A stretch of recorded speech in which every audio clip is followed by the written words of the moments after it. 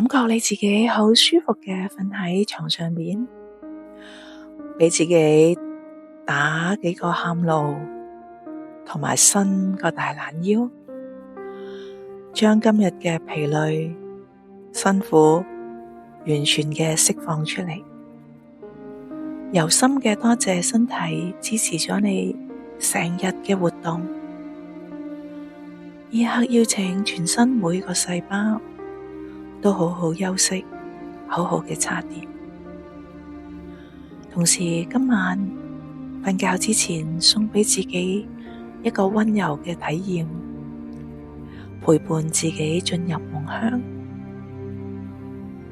今日選擇同自己嘅心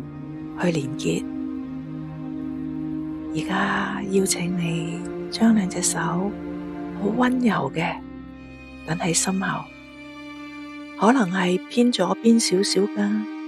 因為心真正嘅位置唔係喺正中央。試下真係去感受下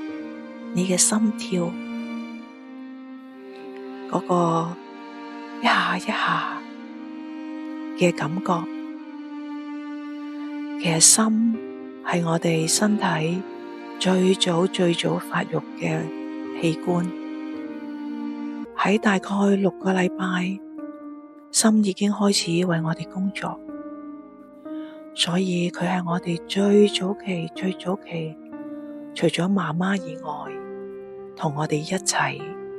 成長，一齊經歷，一齊每一刻都自動自覺為我哋服務嘅器官。親愛嘅心臟，多謝你，多謝你，無論我經歷乜嘢，無論我有幾多情緒嘅障礙或者受傷，你都依然為我服務，為我工作。對唔住，我好少去咁樣連結你，請你原諒我。多謝你，我愛你，我會學習好好嘅擁抱你，連結你，然後聆聽你俾我嘅訊息，帶住呢份同你最親密嘅戰友一齊連結嘅溫暖，好好嘅進入安寧甜睡之中，容許自己深層嘅享受大休息。